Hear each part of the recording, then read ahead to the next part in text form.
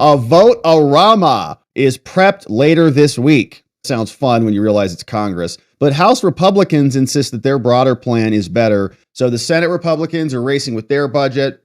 The House Republicans are racing with their budget. Who's going to go first and get all their pork shoved back in there? And what are they going to demand happens with USAID and so on? Let's see. The Senate took its first procedural step yesterday on a budget blueprint that would pave the way for a filibuster-proof border security, defense, and energy package, a key part of Trump's agenda. Now, we'll see what they come up with, but man, the Senate is usually rough.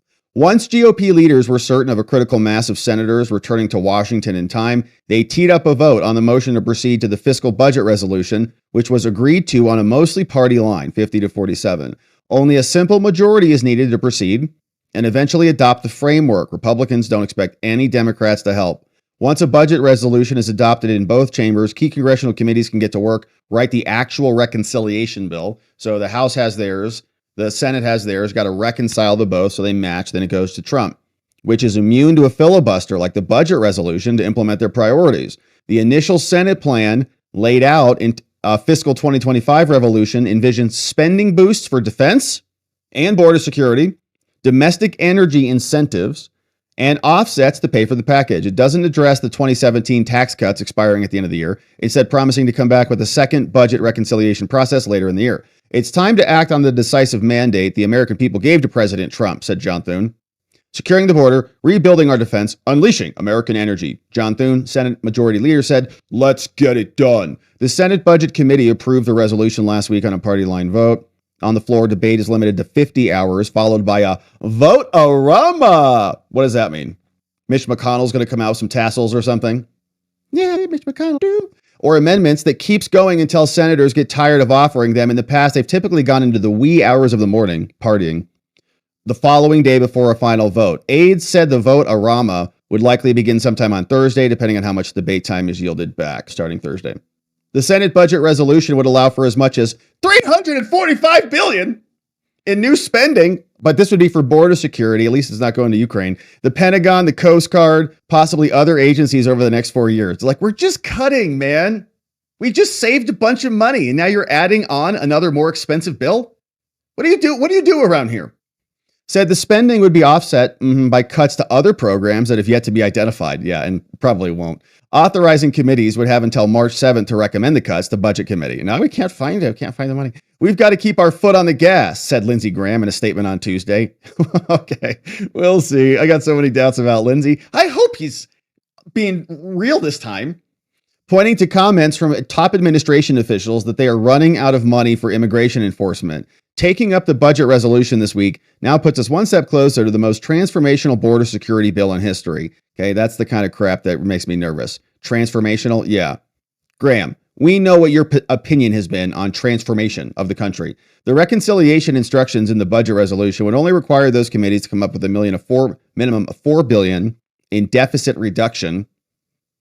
Wait a minute. Those numbers, math? I'm not that smart with math, but I think, pretty sure, if you spend $345 billion and you only cut $4 billion, I'm pretty sure that means you're adding like $341-ish billion to the deficit. I don't think that works because you haven't identified the other cuts. Already, one Republican senator, Rand Paul, the only one vote against the motion to proceed on Tuesday, has expressed concerns there aren't any deeper spending cuts.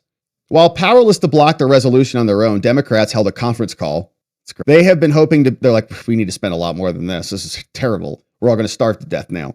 They have been hoping to build public opposition to the measure by stressing the deep cuts that could be made to critical safety net programs like Medicaid and food stamps. The budget resolution assumes nearly $9 trillion in cuts through unspecified, quote, allowances over a decade, including $1 trillion this fiscal year. So is the budget going to go down? Oh, let's see. Democrats are likely to offer numerous amendments seeking to put Republicans on records about the cuts. If you cut this, everyone's going to die of AIDS. You know that, right?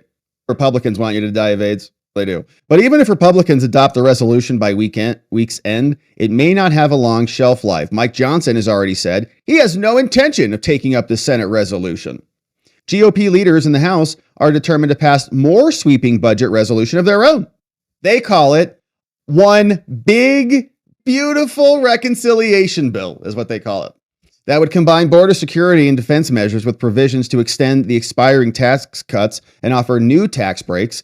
Those could include exempting tips and Social Security benefits from the income tax. Now, this was a little bit of a moment for me last night. I didn't realize that certain seniors also got taxed up to 85%, I read, on their Social Security if they make too much money. All right. So yesterday I made the comment, I'm not expecting to get Social Security at all. Like, I know I get taxed and I've had to pay a ton of money into it, but the idea that we're going to get any of that back in an insolvent system is pretty wild. So I was reading about it, and it turns out, right, you taxed in order to pay for Social Security in the first place, right? It's a tax, it's financed through a tax that they hit on your payroll taxes.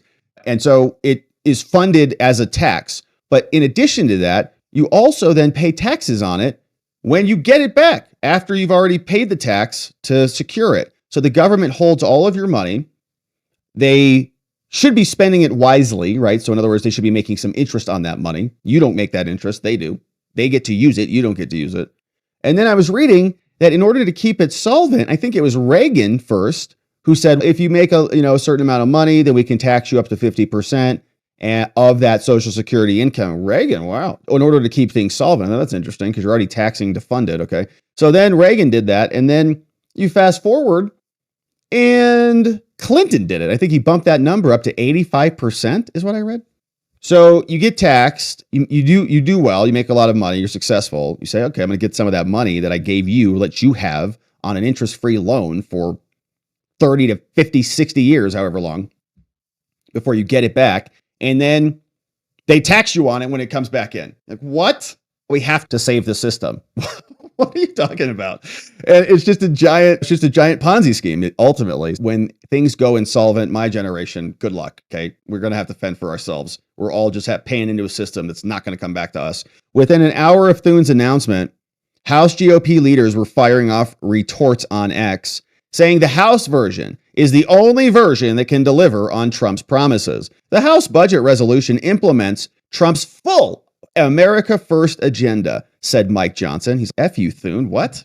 Not just parts of the promises. We're not going to come back later with the rest.